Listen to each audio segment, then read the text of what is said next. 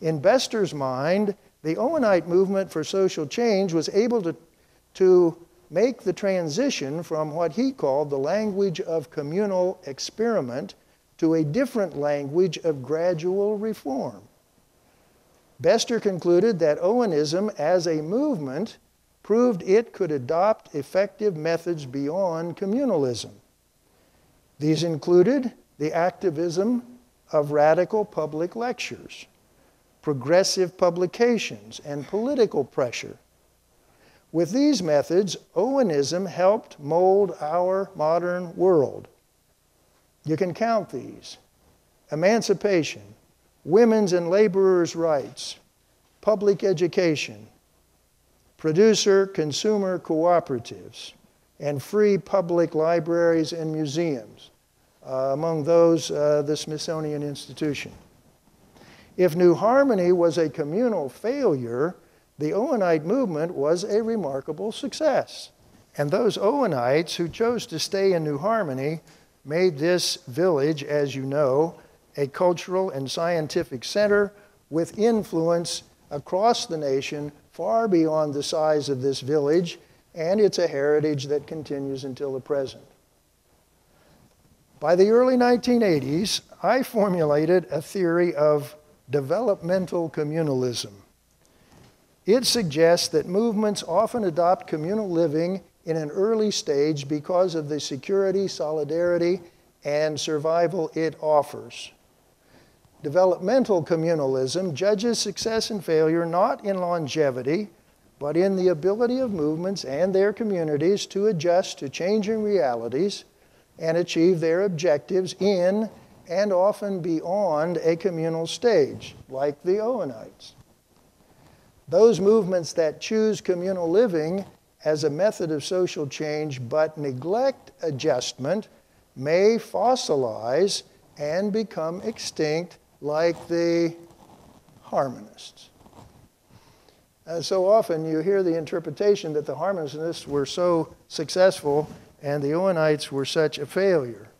And in some ways, if you look at it in a developmental sense, while the harmonists were very successful economically, they would not budge on certain practices, including celibacy, which finally brought them down. It is appropriate that one of the finest accolades for Arthur Bester's place of leadership in communal scholarship was given by our own Josephine Mirabella Elliott. Her years as a volunteer, librarian, and private scholar in the WMI convinced her of the enormous contribution of Bester's archival work and publications. She was the first to direct me to Bester's Backwoods Utopias in the archives. It was protected there because it was out of print. She reverently handed me the well-worn copy and said with deep respect, "Don, this is my Bible." Little wonder that in 1994, when she published her own magnum opus, Partnership for Posterity, in the year that Bester died, by the way, she should dedicate it, and you will see it on the screen, to Dr. Arthur E. Bester, in Dante's words, the master of those who know, whose work broke the path the rest of us follow. My grateful thanks. It's one of my mentors thanking another of my mentors. It's pretty incredible. I get goosebumps. The full title of Josephine's massive 1,151-page tome is Partnership for Posterity, the correspondence of William McClure and Marie Duclos Fratigeau, 1820 to 1833. As the capstone of her own half-century of researching, archiving, and publishing the story of her adopted New Harmony's history and its illustrious utopians, this volume confirmed her significance in communal scholarship. You see her here in the WMI archives in 1989. It's a picture I took.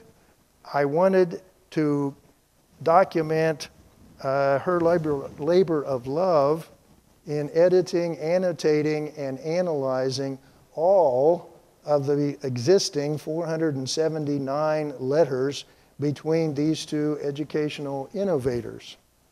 Some of that is crosshatched, not that particular one, but to save paper, as many of you know, you would write one way, turn it, and you would write the other way. And given that fact, plus the fact that McClure never learned how to spell, and many people didn't at the time, but she had her work cut out for her. She was so dedicated, day by day, digging through these passages and trying to make sense of things that sometimes look like nonsense. In fact, Josephine's accomplishment in this work eclipsed an earlier effort of Bester himself. In 1948, he had published Education and Reform at New Harmony, correspondence of William McClure and Marie Duclos Fratigeau, and what he was trying to do was to reveal the inner workings of the Pestalozzian system of education in New Harmony. It was initiated, that system, by McClure during Owen Community Days, and it continued under the direction of his protege, Marie Fratigeau, after he left.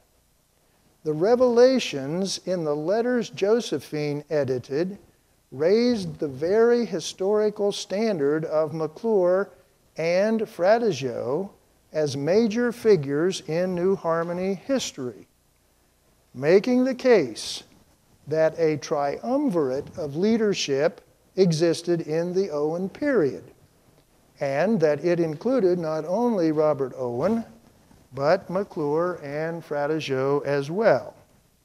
To place a woman in that triumvirate was revolutionary in Fratigeau's day, and it was a step forward in communal scholarship in Josephine's day.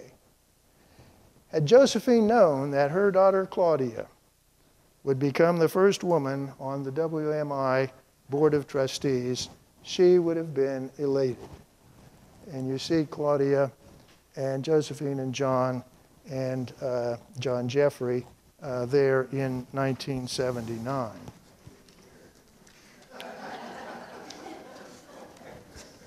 That's just yesterday. There's little doubt among us that Josephine was herself a strong-willed career woman. She held a master's degree in French and Italian from the University of Chicago. They don't need to capitalize. Ohio State does that. University of Chicago doesn't need to capitalize the D. Josephine disliked cooking. She refused to learn to type. John did her typing for her. Here she is pictured with other WMI librarians, Nancy Minchet on the left, and Rosemary Alsop and Aline Bradley Cook.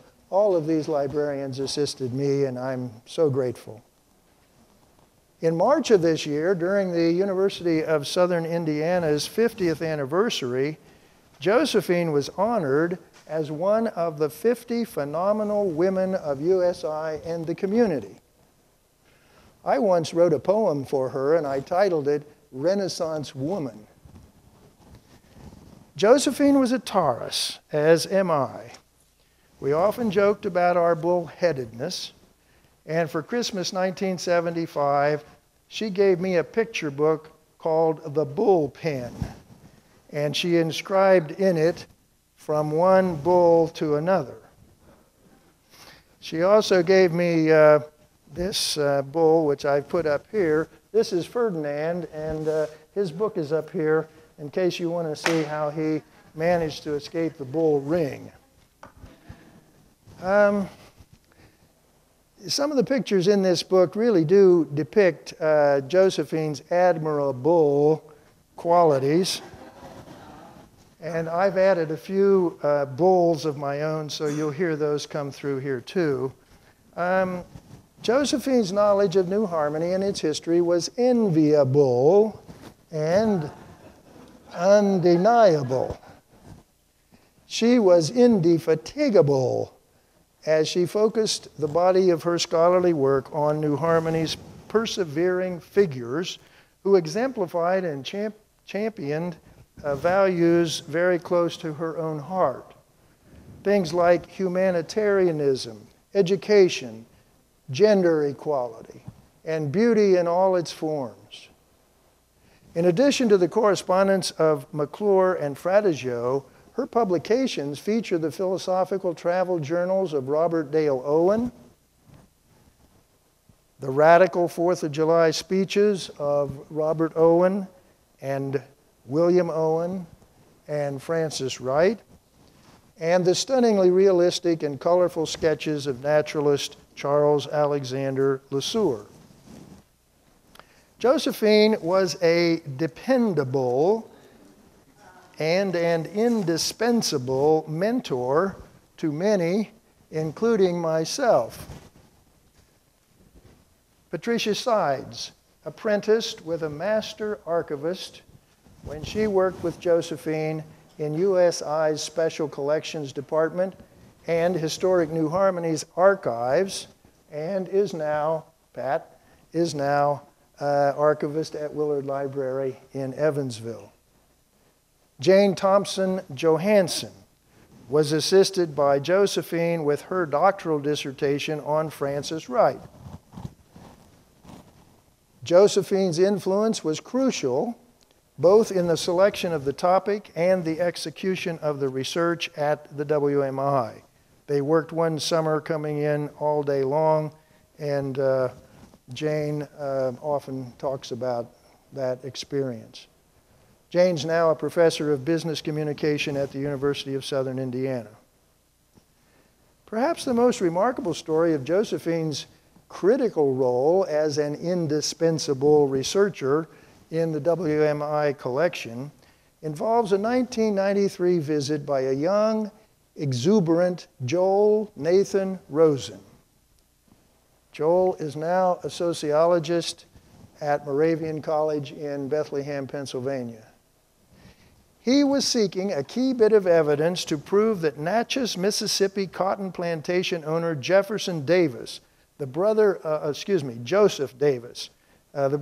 Jefferson Davis, the later president of the Confederacy, that Joseph Davis had visited New Harmony.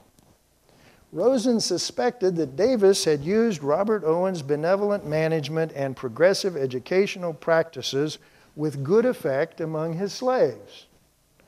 Revolutionary thesis.